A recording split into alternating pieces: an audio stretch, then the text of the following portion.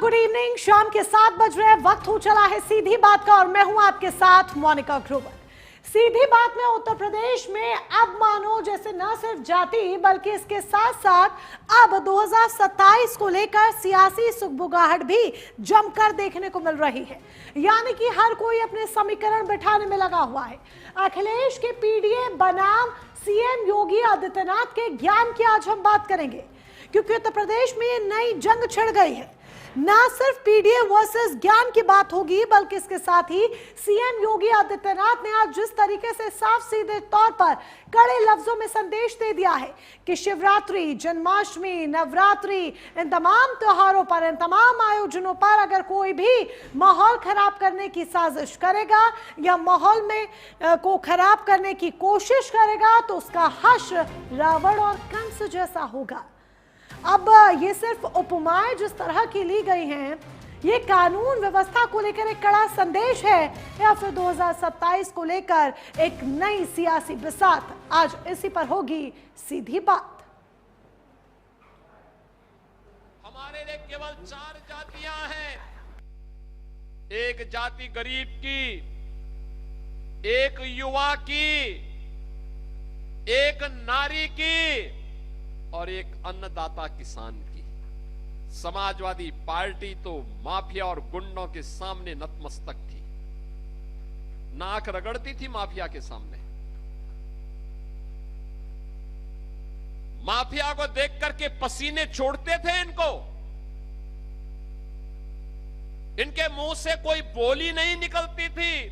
बहनों और भाइयों, अब मैं कह सकता हूं, किसी माफिया में दुस्साहस नहीं, किसी गुंडे में दुस्साहस नहीं कि किसी पर्व और त्योहार में व्यवधान पैदा कर दे और उपद्रव पैदा कर दे।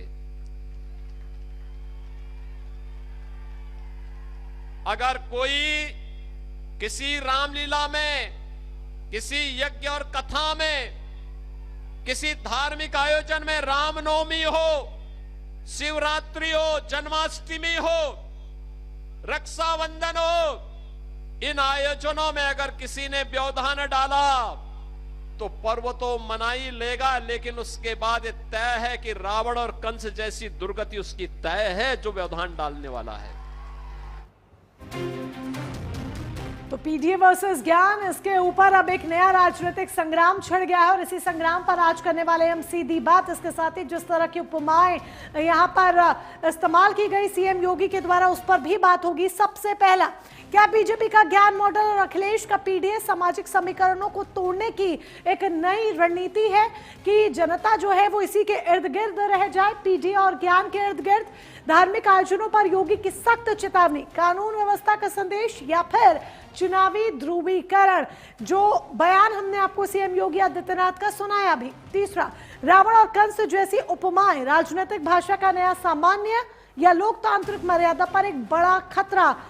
चौथा बड़ा सवाल, क्या यूपी की राजनीति अब जाति प्लस कल्याणकारी प्लस योजनाएं प्लस हिंदुत्व के मिले जुले मॉडल में बदल चुकी हैं कि वेलफेयर जो तमाम पॉलिसीज है उनका भी इस्तेमाल? त्योहारों और आस्था की राजनीति, सांस्कृतिक पुनर्जागरण या फिर नियंत्रित राजनीतिक संदेश? ये सवाल इसीलिए अहम हो जाते हैं क्योंकि ये तमाम सवाल सीएम योगी आदित्यनाथ के इस बयान के बाद उत्पन्न हो गए हैं।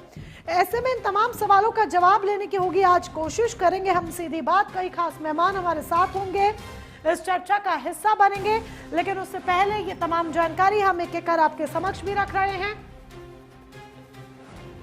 तो आज बात होगी सबसे पहले यूपी का जाति युद्ध। जरा देख लीजिए, ज्ञान में कौन कौन है? गरीब, युवा, अन्नदाता, नारी। पीडीए में कौन है? पिछड़ा, दलित, अल्पसंख्यक। इसीलिए बात हो रही है इस जाति युद्ध में ज्ञान वर्सेस पीडीए, क्योंकि सीएम योगी आदित्यनाथ ने कहा कि उनका विश्वास ज्ञान पर है और ये बीजेपी की नीति है, ये बीजेपी की नीयत है। बीजेपी का फोकस ज्ञान पर है और इस ज्ञान में कौन कौन आता है जरा जान लीजिए। गरीब, युवा, अन्नदाता और नारी, ये ज्ञान की full form Bharatiya Janata party की तरफ से दी गई है। और अखिलेश यादव के पीडीए के बारे में कौन नहीं जानता है? पिछड़ा, दलित, अल्पसंख्यक। तो अखिलेश यादव का पीडीए वर्सेस ज्ञान, आज इसको लेकर होने वाली है सीधी बात। सबसे पहले हमारे साथ मेहमानों का परिचय आपसे करा देते हैं जो जुड़ चुके हैं। प्रमोद मिश्रा हैं, भारतीय जनता पार्टी के प्रवक्ता हैं। रविंद्र सिंह हैं समाजवादी पार्टी की तरफ से पक्ष रखने के लिए, आद्या यूनुस जी हमारे साथ कांग्रेस की तरफ से पक्ष रखने के लिए हैं, इंदुकांत दीक्षित जी वरिष्ठ पत्रकार के तौर पर आज इस चर्चा का हिस्सा बने हुए हैं। सभी खास मेहमानों का बहुत बहुत स्वागत। प्रमोद मिश्रा जी के साथ शुरुआत करते हुए, प्रमोद मिश्रा जी, भारतीय जनता पार्टी सिर्फ 4 जातियां गिना रही है, ज्ञान की बात कर रही है, गरीब, युवा, अन्नदाता, नारी। तो ये जो 4 जातियां आप गिना रहे हैं, तो फिर हम ये क्यों देखते हैं कि चुनाव आते आते इसके अलावा भी जो असल जातियां हैं वो जाति समीकरण बिठाने में हर पार्टी लग जाती है, इंक्लूडिंग बीजेपी, जो नेताओं की तरफ से समय समय पर बयानबाजी भी सामने आती है। सामाजिक इंजीनियरिंग आखिर क्यों शुरू हो जाती है? नमस्ते मोनिका जी, और जी प्रणाम। बाकी सभी प्रवक्ताओं को भी मेरा नमस्कार, आपके दर्शकों को भी आपके माध्यम से आशीर्वाद। ज्ञान, जैसा आपने कहा कि जातियां अगर 4 हैं, ये वर्ग है। ज्ञान, गरीब, युवा, अन्नदाता और नारी, और इन चारों ही क्षेत्रों में हमने काम किया। ये हमारी प्रतिबद्धता है। जैसा आपने कहा कि तो फिर चुनावी समीकरण क्या होते हैं? चुनावी समीकरण अलग विषय होते हैं। सरकार में आने के बाद, सत्ता में आने के बाद, सत्ता के माध्यम से, सत्ता चूंकि सेवा का माध्यम है, इसलिए कोई वर्ग पीछे न रह जाए। वो पूरे ही वर्ग को, जैसे कि पिछला आपको ध्यान होगा 2022 में जो चुनाव हुए थे, हमने एक लाभार्थी वर्ग कहा था, तो पूरा ही वर्ग, ऐसा कोई भी वर्ग न छूट जाए, अक्षुण्ण न रह जाए, जिस तक जनहितकारी योजनाओं का प्रभावी जो उनके प्रभावी ढंग से उन तक न पहुंच पाए। यह हमारी प्रतिबद्धता है और यही हमारा राजनीतिक दर्शन है, यही हमारा सरकार को चलाने के पीछे एक चिंतन है और यही संकल्प है, और इसी संकल्प के माध्यम से हम सिद्धि को प्राप्त तो ये जो संकल्प आप अपना गिना रहे हैं प्रमोद मिश्रा जी, कहीं ये संकल्प अखिलेश यादव के पीढ़ी की काट के लिए तो संकल्प नहीं लिया गया है कि अखिलेश यादव के पीढ़ी की काट करनी है तो ये संकल्प ज्ञान का लिया जाए और इसे सिद्धि तक पहुंचाया जाए? ये ज्ञान आज नया शब्द अगर है तो माफ कीजिएगा, ये ज्ञान 3 साल पहले प्रधानमंत्री, यशस्वी प्रधानमंत्री श्रीमान नरेंद्र मोदी ने भी यही शब्द कहे थे कि हमारे लिए एक वर्ग है ज्ञान, और ये 3 वर्ष पूर्व का दिया गया बयान, ये कोई आज नहीं, और ना ही हमारा संगठन कोई कुकुरमुत्ते की भांति किसी रात में जन्म ले लिया गया है, और ना ही ये कोई परिवारवादी संगठन। अभी पिछले दिनों आपने एक शब्द सुना होगा, 5 वर्सेस 95। वो 5 कौन है? वो 5 तो गिन सकता है कोई भी, कन्नौज, सैफई, ये जगहों पर, आजमगढ़, यही तो है वो 5 जगह हैं। और कौन सी 5 जगह हैं? 5 यादव और 5 के 5 एक परिवार से। कहां है इसमें पीडीए? बताइए, दिखता है कहीं? और अगर कहीं पर पीडीए दिखता है, तो फिर ये क्या है? इन्हीं का है ना पीडीए, इन्हीं के कार्यकर्ता है ना ये, चंदौली का, और इन्हीं की महिला नेता हैं। ये है पीडीए, ये है पीडीए का मॉडल। अभी कांग्रेस के प्रवक्ता भी बोलेंगे। अभी आप कह रही थी कि रावण और कंस, क्या इन शब्दों को क्या प्रयोग, क्या राजनीतिक मर्यादा? अरे भाई, इनका वध ही इसीलिए किया गया था कि मर्यादा की स्थापना के लिए इनका वध हुआ। लेकिन क्या वो मर्यादा थी जो अभी पिछले दिनों कांग्रेस के प्रदेश अध्यक्ष ने जिन शब्दों का प्रयोग किया, अथवा जो राष्ट्रीय अध्यक्ष इनके प्रयोग करते हैं जिन तरह के शब्दों में, आएगा, जाएगा, ये हो जाएगा, भाग जाएगा, ये मर्यादा दिखती है? लेकिन ये साथ में ठीक है, अगर वो अपनी मर्यादाएं लांघ रहे हैं तो क्या आप भी मर्यादाएं लांघेंगे? नहीं, हमने, बताइए, हमने कभी राजनीतिक रावण, कंस, इस तरह की उपमाएं आजकल वो भाषा राजनीतिक तौर पर, ये हर पार्टी के लिए मैं कह रही हूँ, ये सवाल के तौर पे मैं हर पार्टी को इंक्लूड करते हुए कह रही हूँ, ये परम दुष्टता का प्रतीक है। और ये तो हम विजयदशमी को भी देखते हैं। किसका पुतला? तो विपक्षी राजनीतिक पार्टियां परम दुष्टता की प्रतीक है क्या? तो विपक्षी राजनीतिक पार्टियां भी परम दुष्टता की प्रतीक है क्या? नहीं, तो कहाँ कहा गया? ऐसे लोग जो व्यवधान डालने वाले, ये कहा गया। विपक्षी दल तो हमारे साथ कभी कभी कंधा मिला करके भी खड़ा रहता है, कंधे से कंधा भी खड़ा रहता है, और कभी कभी अगर उनकी तीखी आलोचनाएं होती है तो उनको हम लेते भी हैं उस हिसाब से, उनका अधिकार है आलोचना करना। लेकिन हाँ, हमारा ये निवेदन जरूर रहता है कि राजनीतिक दल के नाते उनको एक सकारात्मक विपक्ष की भूमिका भी निभानी चाहिए, विरोधी दल के रूप में ही वो जाने जाएं, ऐसी भूमिका नहीं होनी चाहिए। ये जो एक नया नैरेटिव चला है ना कि विरोधी दल, और विरोध न करे तो लोकतंत्र की हत्या हो जाएगी, और विरोध ही करे तो लोकतंत्र उससे जीवंत बना रहेगा, ऐसा नहीं होता है। सकारात्मक भूमिका निभानी पड़ती है। लेकिन आप जब ज्ञान की बात कर रहे हैं, ठीक है, आप इसको नैरेटिव अगर करार दे रहे हैं, जो विपक्ष अगर विरोध करता है और जो सारी चीजें, इसको भी अगर आप नैरेटिव करार देते हैं, तो प्रमोद मिश्रा जी, विपक्ष भी इसको एक नैरेटिव करार देता है जब आप ज्ञान की बात करते हैं। ठीक है, मैं इस बात से भी अग्री हूं कि ये कोई पहली बार ज्ञान शब्द निकलकर सामने नहीं आया है, पीएम का ये 3 साल पुराना भी बयान है जिसको आज सीएम, ठीक है, लेकिन एक बात बताइए, लेकिन सुनिए, ये ज्ञान जिसमें आप वर्गों की बात कर रहे हैं, जाके हमारे लिए 4 ही जातियां हैं, वर्ग है, जाति है, ठीक है, तो फिर ये क्यों देखा जाता है कि जब चुनाव आते हैं तो सीट्स पर जिस तरीके से सीटों का बंटवारा होता है या जिस सीट पर जिस उम्मीदवार को खड़ा किया जाता है वहां बकायदा जातीय समीकरण देखने को मिलता है, फिर ये क्यों बात होती है कि यहाँ पर इस जाति के हिसाब से इसे फिट किया गया? तो फिर अगर जातियां का कुछ है ही नहीं तो राजनीतिक चर्चाओं में, चाहे हम टीवी डिबेट पे करें, चाहे हम चाय की दुकान पर बैठकर ही क्यों ना करें, ये जाति का जिक्र तो खत्म होना चाहिए, लेकिन वो नहीं होता। वो तो रणनीतिक बिल्कुल नहीं हो। ये तो भाई उनसे पूछिए जो MY समीकरण के आधार पर चुनाव लड़ते थे। हाँ, उनसे पूछिए जो अभी बिहार में MY समीकरण के आधार पर चुनाव का प्रचार करने गए, लेकिन उनको लोगों ने सिरे से खारिज कर दिया, एक सीट नहीं दिला पाए जहां जहां गए।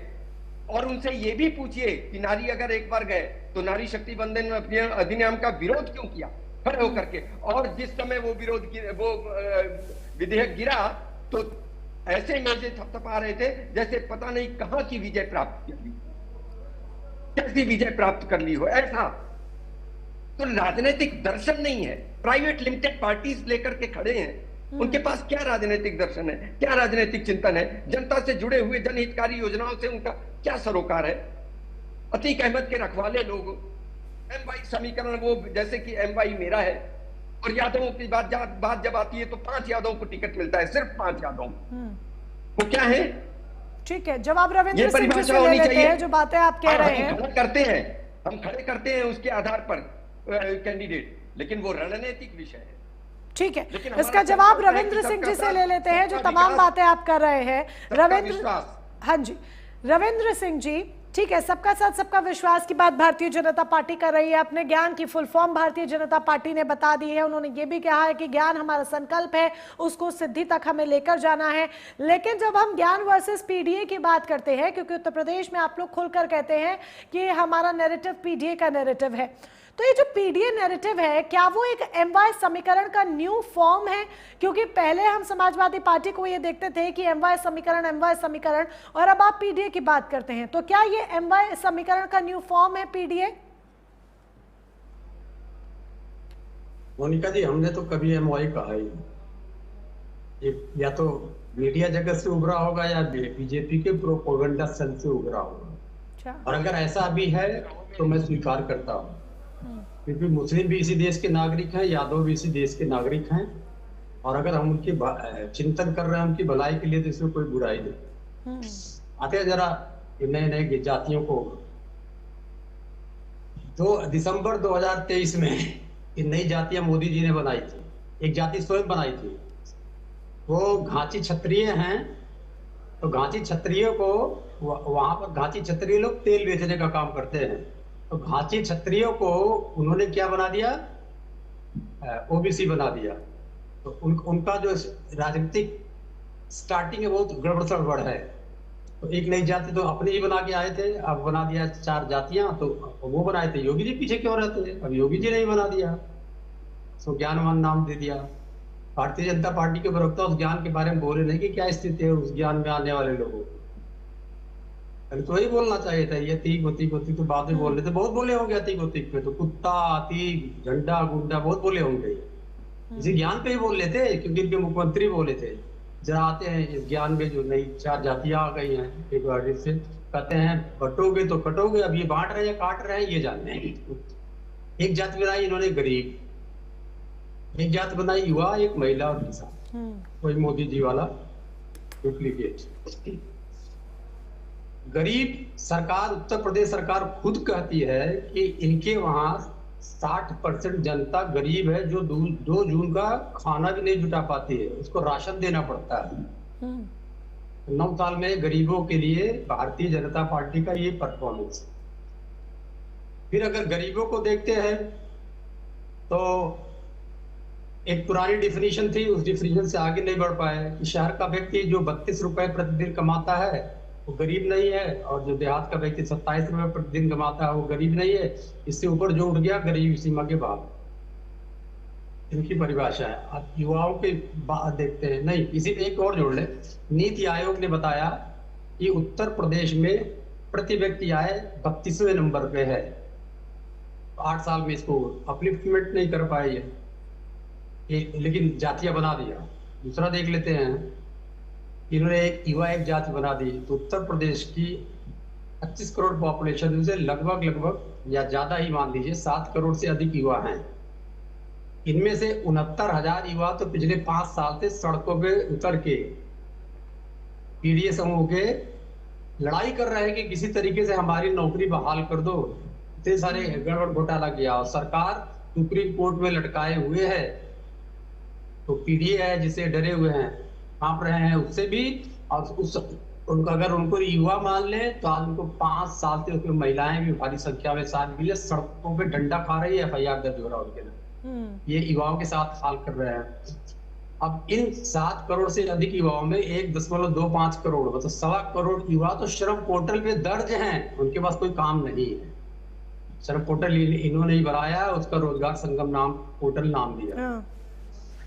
अब क्या किया इन्होंने, एक महाकुंभ लगा दिया इन्होंने लखनऊ में, रोजगार महाकुंभ। 70,000 बच्चे आ गए, 3-3 दिन तक सड़कों पे सोते रहे, कुछ नहीं मिला। कहाँ नौकरी दिला रहे हैं, तो खाना वाना लेके जाते हैं। अब कहा कि नहीं दुबई की कंपनियां आएंगी, तो बोला नहीं साहब दुबई की तो कोई कंपनी आई नहीं। फिर क्या किया इन्होंने, युद्धरत 2 देश हैं इजराइल, क्या क्या करते हैं युवाओं के साथ। 2 देश हैं इजराइल और रूस, वहां भेज दिया अपने युवाओं को। कोई भी देश नहीं भेजेगा युद्धरत देशों में, हम अपने बाहर झगड़ा हो रहा है अपने बच्चे को नहीं भेजेंगे। इन्होंने वहां भेज दिया। रूस ने क्या किया, जो यहाँ से युवा गए नौकरी के नाम पे गए, उनको युद्ध लड़ने के लिए यूक्रेन में भेज दिया रूस वालों ने। फिर उसके आगे आ गए एक नारी जाति बना दी इन लोगों ने। एनसीआरबी के आंकड़े तो बताते हैं भयावह स्थिति उत्तर प्रदेश में।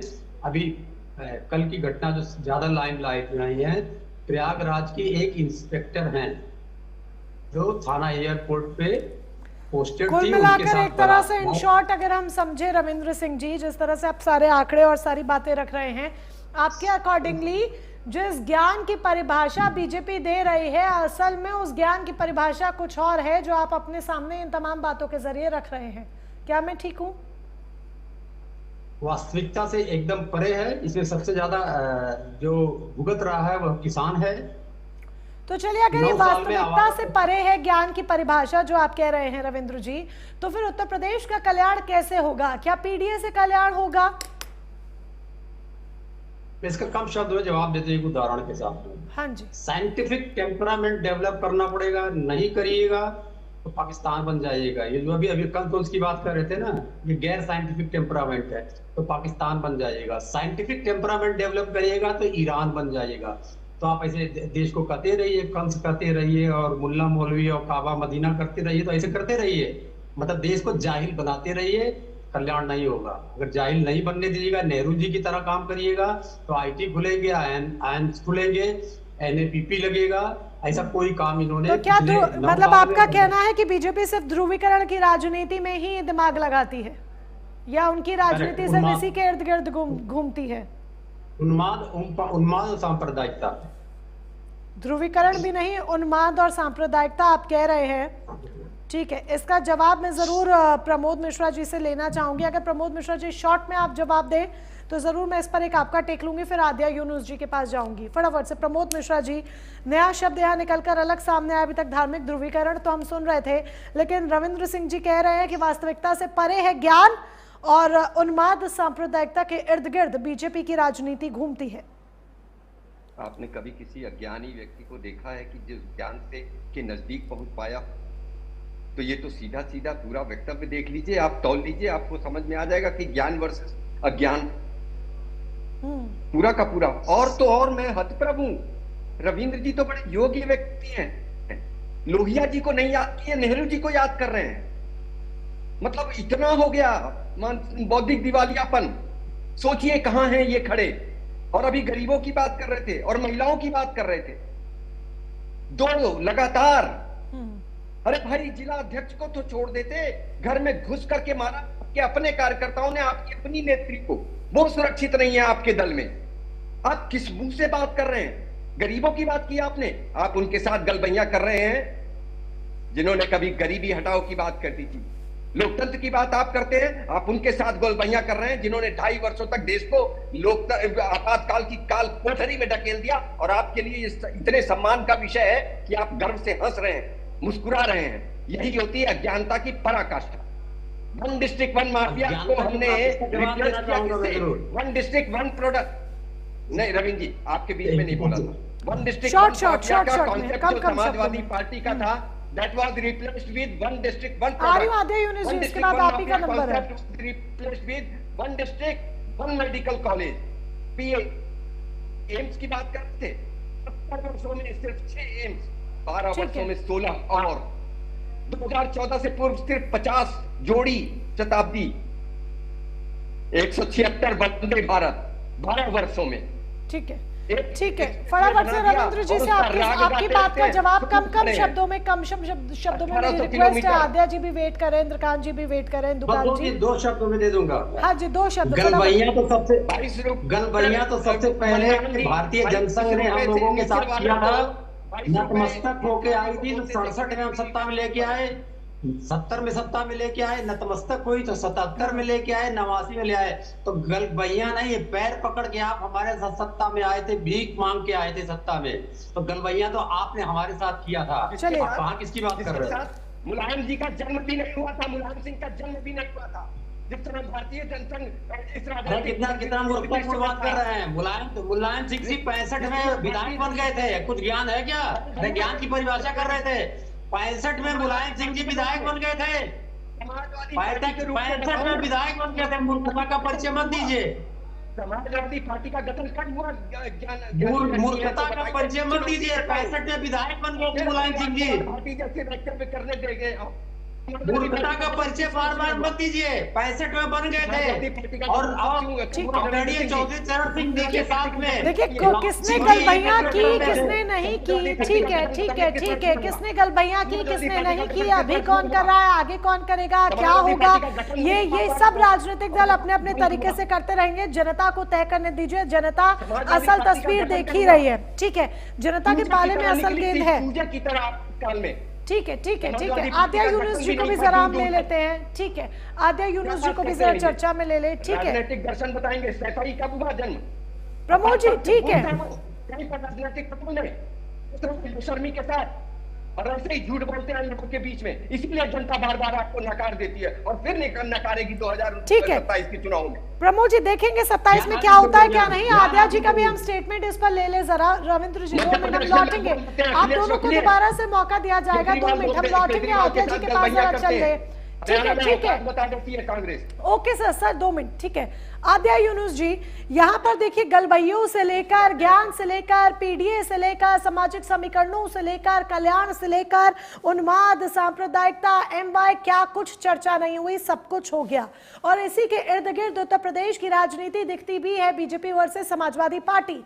लेकिन इन सब के बीच, और सबसे बड़ी बात अगर आज की चर्चा से जोड़ दूं, ज्ञान वर्सेस पीडीए के बीच में कांग्रेस कहां पर खड़ी है? कांग्रेस नहीं दिखती है। क्या आप सपा का ही हाथ पकड़कर, उनका ही दामन पकड़कर चलते रहेंगे या अलग से भी नजर आएंगे? देखिए, पहली बात तो कांग्रेस भारतीयों की पार्टी है आजाद हिंदुस्तान के निर्माता का नाम कांग्रेस है। आजादी की जंग में जिस तरह से कांग्रेस ने अपनी भूमिका निभाई वो देश के सामने है। ये जो बीजेपी के प्रवक्ता, बीजेपी का अगर दूसरा नाम कहें भारतीय झूठी पार्टी, तो अतिशयोक्ति नहीं होगी। चलिए आज सब अब लोग एक इसको दूसरे के कहिएगा कि ये नामकरण धैर्य कर से रहे हैं। सुनिए, धैर्य से सुने। नहीं, आप धैर्य मुझे से ही बोलने सुन रही दीजिए। हूँ, मैं धैर्य से ही सुन रही हूँ आद्या जी। देखिए, मैं बस ये कह जो रही हूँ कि आज ज्ञान- नामकरण का दिन है। पहले मैंने तो तो भारतीय झूठी पार्टी, भारतीय जंगल राज पार्टी, ये तो अतिशयोक्ति नहीं है ना, ये तो इसका परिचय है, इनका परिचय है, असली परिचय। हाथी के दांत दिखाने के और खाने के और हाँ। ये ज्ञान कर रहे हैं। ये अज्ञानियों की पार्टी है, अनपढ़ों की पार्टी है। इनको यही नहीं मालूम कि अज्ञा से ज्ञान होता है। ज्ञान कैसे लिखा जाता है? गौ से लिखा जाता है कि अज्ञा से लिखा जाता है? ये अनपढ़ों की पार्टी है, जाहिलों की पार्टी है, उन्मादियों की पार्टी है। मैं साफ कहना चाहता हूं। तो पहली बात तो इनका जो ज्ञान है, चलिए उस पर ही चर्चा कर ले कि इन्होंने कहा गरीब, युवा, महिलाएं और किसान, इन चार को जाति बताया। इन चारों के साथ तो जुल्म की पराकाष्ठा पार किया है इस भारतीय झूठी पार्टी ने। गरीब का दमन, गरीब को और गरीब आज 5 किलो अनाज पाकर के ये इस पर लाकर के खड़ा कर दिया है। गरीबों के साथ जितना जुल्म सितम इस पार्टी ने किया है देश के इतिहास में, अगर आप डाटा उठा के देखें, आप उठा के देखिए कि ये पार्टी गरीबों के विरोधी है और ये पूंजीपतियों की हितैषी पार्टी है। ये जिस जनसंघ की बात कर रहे हैं, आजादी से पहले जब देश की आजादी आजाद कराने के लिए देश के सभी लोग, कांग्रेस पार्टी के तमाम नेता, तमाम लोग, गांधी जी और तमाम बड़े बड़े नेता जब देश की आजादी के लिए सर कटाने को तैयार थे और आजादी की लड़ाई लड़ रहे थे, तो ये अंग्रेजों की दलाली करते थे। ये अंग्रेजों के मुखबर थे। ये इनसे पूछिए कि इनके स्वयंभू वीर सावरकर जी 60 रुपए महीना अंग्रेजों से किस बात का स्टाइपेंड पाते थे? अरे जेल में रह के माफी वीरों, तुम अपने आगे वीर लगा लेते हो खुद ही और कहते हो मैं वीर हूं। तुम्हारे पास कोई महापुरुष नहीं है, तुम अंग्रेजों के दलाल थे और तुमने आजादी के लिए नाखून भी शहीद नहीं कराया, जबकि देश के खिलाफ मुखबरी की। और आज पहले अंग्रेजों ने देश पे राज किया और आज काले अंग्रेज देश पे राज कर रहे हैं। और रही बात मोदी जी की गारंटी, मोदी जी की गारंटी यानी झूठ की गारंटी, झूठ की गारंटी, मोदी जी की गारंटी यानी झूठ की गारंटी। मैं क्या क्यों रहा हूं, हर बात को तर्कसंगत कहूंगा। मोदी जी ने कहा 2 करोड़ सालाना रोजगार दूंगा। अरे इन्होंने तो 2 करोड़ सालाना रोजगार जब से सत्ता में आए इन्होंने छीनने का काम किया। आप बताइए किस साल में इन्होंने 1 करोड़ भी या 50 लाख भी लोगों को रोजगार दिया? तो मोदी की एक गारंटी यानी झूठ की गारंटी। इन्होंने कहा कि हम 2022 तक हाउसिंग फॉर ऑल गरीब को देंगे। जिन गरीबों के पास मकान नहीं है उनको सबको 2019 का चुनाव जीतने के लिए इन्होंने 2019 से पहले लाल किले की प्राचीर से मोदी जी ने कहा, एक देश के प्रधानमंत्री ने कहा कि हम हाउसिंग फॉर ऑल देंगे 2022 तक हर गरीब को। तो बताइए कि इन्होंने हाउसिंग फॉर ऑल क्या दिया? ये झूठी पार्टी गरीबों के खिलाफ काम करने वाली। अगर ज्ञान पर खरी नहीं उतर रही है आद्या यूनुस जी, अगर ज्ञान पर खरी नहीं उतर रही है भारतीय जनता पार्टी, बिल्कुल आपके विश्लेषण से जुड़ा मेरा ये सवाल है। हालांकि ये वाली बात का मुद्दा हम भी कई बार उठा चुके हैं कि 2 करोड़ लोगों को रोजगार देने की बात की थी जो नहीं मिला। तमाम युवा बेरोजगार हैं, उसकी सीमा भी हमें देखने को मिलती है। देश में कई मामले हैं, वो भी चलिए उन पर भी चर्चा हो रही है। लेकिन फिर एक बात बताइए, या तो कांग्रेस वीक है, सबसे बड़ी विपक्षी पार्टी होने के नाते बीजेपी के कंपैरिजन में, जो बीजेपी को हरा नहीं पा रही है, या आपके कार्यकर्ता वीक है, आपके नेता वीक है, आप वीक हैं जो बीजेपी को हरा नहीं पा रहे हैं, या फिर बीजेपी कुछ तो ऐसा कर रही है जो बार बार वही सत्ता के सिंहासन पर है? कहीं तो कुछ होगा, कहीं तो इस ज्ञान में या तो दम होगा। बीजेपी एक चीज कर रही है कि नफरत फैला रही। नफरत का धतूरा, हम आप चाय पीते हैं ना, तो चाय पी के अपने आप को एनर्जाइज करते, लेकिन ये नफरत का धतूरा परोस करके लोगों को नफरती बनाने में लगी हुई है। मैंने तो क्या कहा, नफरती बनकर अंग्रेजों ने 2 नेशन थ्योरी। नफरती देखिए, ये देश के खिलाफ काम करने वाले ये लोग हैं। इन्होंने सबसे पहले आप देश जब की देश आजाद नहीं हुआ, 140 देश करोड़ आजादी की जनता लड़ाई में लड़ा। से बहुमत के आंकड़े को देश में नफरत फैलाने वाले लोग कह रहे हैं ऐसे। देखिए मेरी बात सुनिए, इन्हें ना तो 140 करोड़ की जनता ने वोट दिया, ये लोग 140 वोटों की करोड़ में से चोरी और बहुमत चोर ने हैं तो ये। दिया है ना, तभी तो बहुमत की सरकार बनाकर बैठे हैं। मुझे मेरी बात जरा सा, मैं चूंकि आप ये 4 वर्ग को इन्होंने जाति बताया, उस पर हाँ। मैं बात करना चाह रहा हूं। हाँ। युवाओं के लिए इनके पास क्या है, मैंने अभी गरीब के लिए बताया, युवाओं के लिए इनके पास क्या है, युवाओं के लिए लाठियां हैं। आपने देखा उत्तर प्रदेश में किस तरह से 69,000 शिक्षक जो ओबीसी शिक्षकों के लिए जो भर्ती घोटाला है, लोगों को रेंगने पर मजबूर कर दिया। युवाओं को जो नौकरी पाने के लिए लोग हैं वो रेंग रहे हैं, उन्होंने रेंग करके बता दिया। और आज आपने देखा नहीं युवाओं का आक्रोश कि 4 दिन के अंदर एक व्यक्ति और युवा वर्गों ने मिलकर के इतने ज्यादा इंस्टाग्राम और तमाम सोशल मीडिया पर फॉलोअर बना लिया। वो युवाओं का आक्रोश इसी सरकार के खिलाफ है। ये युवाओं को लाठी मारती है रोजगार मांगने पर, ये पेपर लीक सरकार है। अरे आप देखने ही नहीं है उत्तर प्रदेश का कोई भी ऐसी परीक्षा, चाहे छात्र दे चाहे नौकरी की परीक्षा, सब तो पेपर लीक है। किसी तकनीकी कारण के वजह से आद्या यूनुस जी से हमारा संपर्क टूट गया है। जल्द हम दोबारा से उनसे संपर्क साधने की कोशिश कर रहे हैं। हालांकि उन्होंने भी ज्ञान पर सवाल खड़े किए हैं। इंदु कांत जी के पास चलते हैं। इंदु कांत जी, ज्ञान की परिभाषा तो आज निकलकर सामने आई है, हालांकि पहले भी आ चुकी है, लेकिन इस ज्ञान की परिभाषा पर सवाल विपक्ष खड़े कर रहा है। अगर ज्ञान की परिभाषा पर वाकई में इतने सवाल है तो फिर यह ज्ञान बार बार सामने सत्ता के सिंहासन पर क्यों आ जाता है? और 2027 को लेकर क्या हम कह सकते हैं कि पूरा राजनीतिक जो बिसात है वो वाकई में बिछ चुकी है? मोनिका जी नमस्कार, मेरी आवाज आ रही है? बिल्कुल आ रही है। जितने हमारे को पैनलिस्ट उनको भी नमस्कार। देखिए, बड़ी अच्छी बात तुलसीदास जी ने कहा था, जाकी रही भावना जैसी प्रभु मुहूर्त देखी तिन तैसी। जो जनता को, राजनीति को, प्रशासन को जिस रूप में देखना चाहता है उसको उसी रूप में नज़र आता है। बाकी आपके यहाँ तीनों जितने भी प्रवक्ता हैं पार्टी के अपनी अपनी कहानी अपने अपने ढंग से बयां कर रहे हैं, ये उनका हक है और उनकी अपनी अपनी राजनीति है। लेकिन जो आपने अंत में एक टिप्पणी की कि जितनी भी मीन मेक निकाल लें अपने जो कांग्रेस के प्रवक्ता साहब थे, लेकिन उत्तर प्रदेश की जनता ने उनको बताया है कि कांग्रेस की क्या स्थिति देश में है और खास करके उत्तर प्रदेश में। देखिए, उनके पूर्व अध्यक्ष और वरिष्ठतम नेता अभी राहुल गांधी जी, उन्होंने केरला में जब वो उत्तर प्रदेश की जनता ने उनको नकार दिया था स्मृति ईरानी के खिलाफ और वो जाके वायनाड से चुनाव जीते थे, तो उनका क्या बयान आया था कि केरल के समझदार लोगों की हम प्रशंसा करते हैं जो कम से कम उत्तर प्रदेश, उत्तर भारत के लोगों से समझदार है। उत्तर प्रदेश ने उनको वैसे ही सबक सिखाया। जो कांग्रेस आजादी के बाद इतने सालों तक लगातार सत्ता में थी, वो एक एक दो दो सीटों के लिए तरस रही पिछले दशकों से। सत्ता में आने की बात तो छोड़ दीजिए। और आपने सही सवाल उठाया था कि जब भी वो उत्तर प्रदेश में नाव पे सवार होने की कोशिश करते हैं तो कभी बसपा कभी सपा उनके साथ, लेकिन उनकी नैया पार नहीं लगती। बिल्कुल। लेकिन आप देखिए, वो जो भी बातें कर लें, जितने भी तर्क दे दें, लेकिन जनता ने किसका तर्क समझा है? आप उसको देखिए, हमारे देश में यही हो रहा है पिछले कई सालों से कि अगर हिंदू समाज एकजुट होकर, सनातन के लोग एकजुट होकर वोट करते हैं तो उनको उन्मादी लोग ठहरा देते हैं। लेकिन जब मुस्लिम समाज को एकजुट करते हैं, माननीय लालू प्रसाद यादव जी ने बड़ा अच्छा सवाल पूछा था हमारे सिंह साहब ने।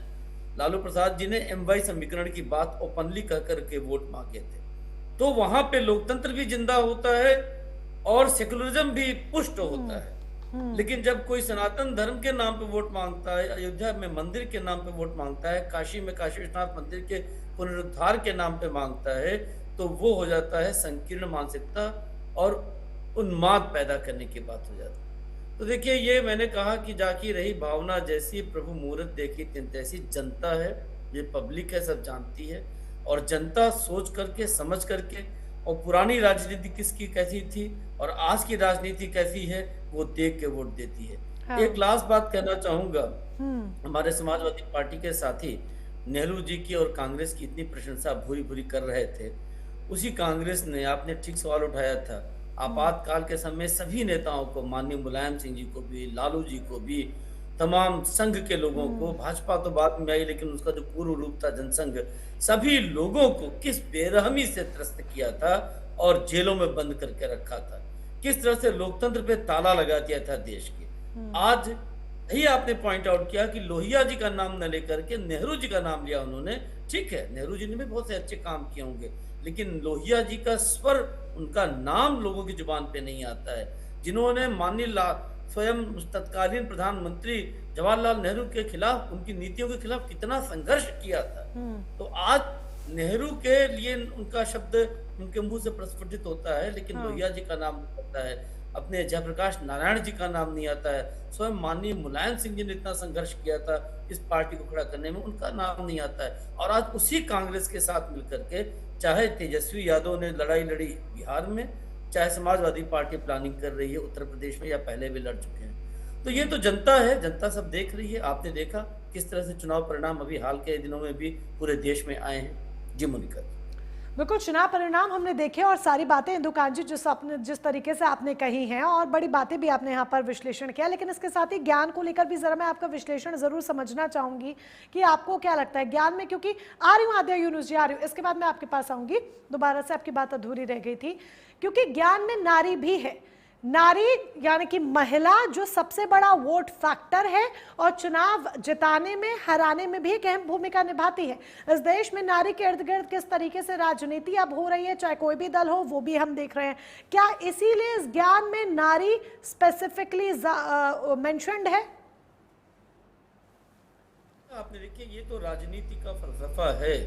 अब जब पीडीए की बात माननीय अखिलेश जी ने किया, तो उसकी काट में ये नया एक क्वाइन किया है टर्म ज्ञान। हाँ। और जैसा प्रमोद जी ने कहा कि इसकी चर्चा तो किसी दूसरे रूप में स्वयं प्रधानमंत्री पहले भी कर चुके हैं, और रविंद्र जी ने भी बताया कि भाई 2023 में ही प्रधानमंत्री नरेंद्र मोदी ने किया था। डेट के लिए हम कंफर्म नहीं, लेकिन वो कह रहे हैं ठीक ही कह रहे होंगे। लेकिन मुख्य मुद्दा क्या है? मैं मानता हूं मोनिका जी कि देश की आजादी के 75 वर्ष बाद कास्ट लाइन पे, धर्म के नाम पे कम से कम देश में मतों का मांगना या बंटवारा नहीं होना चाहिए। और वास्तव में जो पीपुल्स रिप्रेजेंटेशन एक्ट है उसमें इसकी मनाही है। लेकिन जब खुलेआम काशीराम जी इसी प्रदेश में कहा करते थे, उत्तर प्रदेश में, कि हमारे राजनीतिक सभा में ब्राह्मणों की, राजपूतों की इनकी जरूरत नहीं, इनको बाहर कर दो, तो कभी भी कार्रवाई नहीं उनके खिलाफ। और उस ढंग की राजनीति और भी राजनीतिक दल करते हैं। हाँ। इसी प्रकार माननीय लालू प्रसाद जी कहते थे भूरा बाल को हटाओ, भगाओ, तो उस समय भी कभी किसी ने कार्रवाई नहीं की। अब आप खुलेआम मुसलमानों के नाम पे वोट मांगते हैं, खुलेआम दलित के नाम पे वोट मांगते हैं। ये क्या पीपुल्स रिप्रेजेंटेशन एक्ट का इस डेमोक्रेसी में कोई तरीका है? तो वास्तव में तो इस देश में अगर हैं वर्ग और क्लास या कास्ट, तो गरीब और धनी जो जमाने से है। आप देखिए कम्युनिस्ट पार्टीज का भी सिद्धांत क्या था? बुर्जुआ वर्ग था और सर्वहारा वर्ग था। तो ये डिवीजन तो सोसाइटी में पूरी दुनिया में रहे हैं। या इसी तरह से अगर आप कर सकते हैं तो आप कर सकते हैं कि नारियों के साथ क्या हो रहा है, पुरुषों के साथ क्या हो रहा है, क्या भेदभाव हो रहा है। लेकिन आप जाति बेस्ड, धर्म बेस्ड जब पॉलिटिक्स करते हैं कि हमें मुसलमानों का वोट चाहिए, हमें सिर्फ हिंदुओं का वोट चाहिए, या फिर हमें सिर्फ यादवों का वोट चाहिए, हमें सिर्फ दलितों का वोट चाहिए, तो देश में आजादी के 75 वर्ष बाद बहुत सारे सामाजिक विश्लेषक और बहुत से ऐसे अध्ययन हुए हैं कि ये करके कई बार सुप्रीम कोर्ट के आदेशों में ये बातें आई हैं कि हम जिस सोसाइटी को कास्ट जाति विहीन करने का उद्देश्य था, जब अंबेडकर जी ने 10% आरक्षण की बात कही थी और आदिवासियों के लिए और दलितों के लिए, तो 10 साल के लिए किया था 22% और 7.5%, 15% और 7.5%, सॉरी। तो वो था कि 10 वर्ष में हम इतनी समानता लाएंगे, चीजें खत्म हो जाएंगी। लेकिन आज अगर वो अंबेडकर जी की आत्मा देखती होगी तो इस देश में आप देखिए कि 50% से ऊपर आरक्षण की डिमांड है। और अगर सारी जाति के आधार पर जो माननीय राहुल गांधी जी कहते हैं देश में अगर किए जाएं, जिसका स्वयं विरोध उनके पिता तत्कालीन विपक्ष के नेता और प्रधानमंत्री के तौर पे उन्होंने विरोध किया था, राजीव गांधी जी ने संसद में, लोकसभा में। तो आज अगर इतना कास्ट रिडल्ड सोसाइटी हो जाएगी तो हम कहां देश को ले जा रहे हैं, ये सोचने की बात है। और यही एक बात है कि जाति है कि जाति नहीं है, खासतौर पर राजनीति से। आद्या जी, आपकी बात अधूरी रह गई थी, लेकिन इस अधूरी बात में मैं जवाब जानना चाहती हूँ कि कांग्रेस क्या ऐसे ही सहारे से आगे बढ़ती रहेगी उत्तर प्रदेश में, या अपने बूते अपने दम पर भी कुछ करेगी? माना आप इंडी गठबंधन का हिस्सा है, लेकिन क्या कांग्रेस जिस तरीके से बंगाल में अपने बूते थी, अपने बूते आप यूपी में नहीं खड़े हो सकते? देखिए, कांग्रेस बहुत मजबूत पार्टी है उत्तर प्रदेश में, और कांग्रेस की धुरी पर चुनाव होगा, ये आप निश्चित आप गीत बांध लें। और मैं बताना चाहता हूं कांग्रेस किसकी पार्टी है। कांग्रेस नहीं, विश्वास करें या न करें ये अब आपके ऊपर डिपेंड करता है, लेकिन ये विश्वास आप करिए कि देश के जन जन की पार्टी है कांग्रेस। हाँ। हर व्यक्ति, हर वर्ग, हर समुदाय, हर जाति, हर धर्म की पार्टी है कांग्रेस। ना किसी पीडीए की नहीं, कांग्रेस किसी जो ये तथाकथित ज्ञान, और तथा कांग्रेस एक ऐसा समूह है जो भारतीयों का समूह है। भारत की एक पार्टी है जो भारत के लिए जीती है, भारत के लिए मरती है। और ये जो देश विरोधी लोग हैं, इन लोगों को, जो अंग्रेजों के दलाल हुआ करते थे, जो आज सत्ता में काबिज हैं, इनको उखाड़ फेंकने की एक विचारधारा है। इनसे आपको पता होना चाहिए कि जब देश आजाद होने के लिए लड़ाई चल रही थी, तो उस वक्त ये लोग टू नेशन थ्योरी सबसे पहले ये लेके आए 1926 में। जिस कोख से जन्मे हैं ये लोग, हिंदू महासभा 1926 में उसने प्रस्ताव पास किया कि इस देश का 2 हिस्सा होना चाहिए। ये वो लोग हैं, देश को बांटने वाले लोग, अंग्रेजों के मुखबरी करने वाले लोग, देश के युवाओं को जेलों में धंसवाने वाले ये लोग। इन लोगों के हाथों में आज सत्ता आ गई, तो यही कहिए कि जो है आज ऐसे लोगों के हाथ में कहीं ना कहीं सत्ता है कि जो देश को बर्बाद करने पे लगे हुए। किस सेक्टर में देश बर्बाद नहीं हुआ? और उत्तर प्रदेश की आप बात करती हैं, प्रति व्यक्ति आए भारत के जितने राज्य हैं उसमें 24वें नंबर पर उत्तर प्रदेश है। और जिन महिला की बात कर रही है, उत्तर प्रदेश महिलाओं में अत्याचार पे नंबर 1 है। और किसानों के साथ इन्होंने क्या नहीं कहा, किसानों को कहा कि हम जो है इनकी जो आय को दूना कर देंगे। किसानों की आय दूनी हुई, इनकम में डबल से भी ज्यादा बढ़ोतरी कर दी गई। किसान को बर्बाद करने के लिए भूमि अधिग्रहण लाए ये लोग, जिसमें राहुल गांधी जी के, तो इसका जवाब प्रमोद जी से ही ले लेते हैं कि उन्होंने क्या क्या किया और असलियत क्या है, आंकड़े क्या है और असलियत क्या है। ठीक है, किया क्या है, ठीक है, किया क्या है, जरा उन्हीं से जवाब ले लेते हैं और आपकी बात पर भरोसा करने की कोशिश करते हैं कि कांग्रेस मजबूत पार्टी है उत्तर प्रदेश में। एक अगर आप 10 सेकंड की बात सुन ले, हाँ, ठीक है, 10 सेकंड जी। भारत की संप्रभुता को चोट पहुंचाने वाले ये लोग, जो आज अमेरिका के ट्रंप के आगे घुटने टेक देने वाले प्रधानमंत्री जी, आज उसके आगे नतमस्तक हो जाने वाले अमेरिका का ट्रंप हमें बताता है कि इस देश से तेल खरीदना, इस देश से मत खरीदना। ये वो लोग हैं, इनकी क्या फाइलें छुपी हुई हैं, एपस्टीन फाइल का क्या मामला है, आखिर ये डर और ये भय। तो ये फटाफट से प्रमोद जी से पूछ लेते हैं। प्रमोद जी, इतना बंडर बात, इतना घपला, इतना घोटाला करती है भारतीय जनता पार्टी, देश को बर्बाद करने के काम पर लगी हुई है भारतीय जनता पार्टी। इसके साथ ही जो आद्या यूनुस जी ने कहा उसका जवाब दे दीजिएगा, और इसके साथ ही ये बताइए, जब सीएम योगी आदित्यनाथ रावण कंस जैसे शब्दों का इस्तेमाल करते हैं और जिस तरीके का संदेश देते हैं, क्या इसे वाकई में एक सख्त कानून व्यवस्था के लिए एक संदेश माना जाए या एक राजनीतिक संदेश? क्या ये संदेश सिर्फ शिवरात्रि, जन्माष्टमी, नवरात्रि, रक्षाबंधन यहीं तक सीमित है या फिर ईद जैसे त्योहारों के लिए भी है? उन्होंने सिर्फ और सिर्फ त्योहार शब्द का प्रयोग किया है, और त्योहार इस देश की संवैधानिक संरचना के अनुसार हम सरकार चलाने में विश्वास रखते हैं। किसी के भी धार्मिक मान्यताओं को कहीं किसी को भी ठेस पहुंचाने का अधिकार हम इनका बयान सुना सकते हैं। अरे धार्मिक उन्माद फैलाने वाले लोग, प्रमोद मिश्रा जी, हम सीएम का बयान दोबारा से सुना सकते हैं जहां पर उन्होंने शिवरात्रि आदि सब लिया है नाम, सांप्रदायिकता फैलाने का काम किया। अरे भाई बस हो गया, आधा यूनिस जी बस बाद में बात कर दीजिएगा, पूरा अब हमको कर लेंगे। आधा जी, आपकी पहचान ही है कि आप झूठ बोलने के लिए मशहूर हो। आपका काम ही है ठीक है, सब तो थोड़ी देर- पार्टी झूठी पार्टी, इसलिए यूनुस आद्या जी जवाब तो देने यूनुस भाई- दीजिए। जनरल आद्या जी, अरे, आद्या जी जवाब देने दीजिए। प्रमोद मिश्रा जी, सीएम का बयान अगर आप चाहें तो हम दोबारा से मोनिका आपको जी, सुना हाँ, सकते नहीं, हैं, मैं जहाँ आ पर रहा हूँ, शिवरात्रि आदि उन्होंने त्योहारों का नाम लिया है। आ रहा हूँ मोनिका जी, आ रहा हूँ, उसी की बात पे आ रहा हूँ, इनको चुप आद्या कराइए, यूनुस आगे जी तो- बोलने तो दीजिए उन्हें, आद्या यूनुस जी उन्हें बोलने तो दीजिए। आप ही की बातों का जवाब दे रहे हैं, तमाम सवालों का ही जवाब दे रहे हैं, बोलने तो दीजिए। मोनिका जी, क्योंकि उन्हीं सबों में, सभी जगहों पर और उन्हीं सब त्योहारों पे पत्थरबाजियां होती हैं।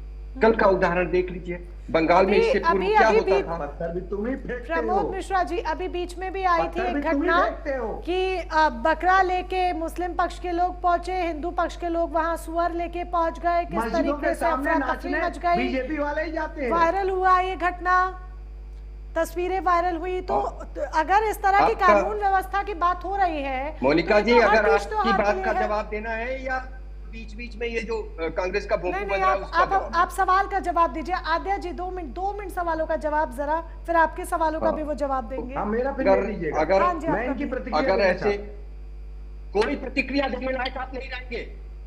भारतीय राष्ट्रीय कांग्रेस की बात करते हो, इटली से आई हुई एक महिला के हाथ में कांग्रेस दे रखी है, गाय बछड़ा अरे चुनाव वाली ठंडा पानी कांग्रेस की बात पीजिए, करते हो। ठंडा पानी। अरे आपके पास कुछ नहीं है, ठंडा पानी पीजिए। झूठ बोलते हो तुम लोग। देश के अंदर आग लगाना चाहते हो, देश को जलाना चाहते हो तुम लोग। झूठ बोलते हो। युवाओं पर लाठियां बरसाने वाले लोग, महिलाएं तुमसे बच के चलती हैं, बीजेपी से बच के चलती है महिलाएं। तुम लोग महिलाओं का दमन करने वाले लोग हो। चर्चा को यहाँ पर विराम देना होगा, कार्यक्रम में समय की कमी है। बहुत माफी के साथ आप लोगों से धन्यवाद और इजाजत मांगते हुए, बहुत माफी के साथ आप सभी लोगों का धन्यवाद करते हुए, इजाजत मांगते हुए, क्योंकि कार्यक्रम में समय सीमा समाप्त हो रही है, कार्यक्रम को विराम देना होगा। सभी हमारे साथ जुड़े बहुत बहुत शुक्रिया, नमस्कार।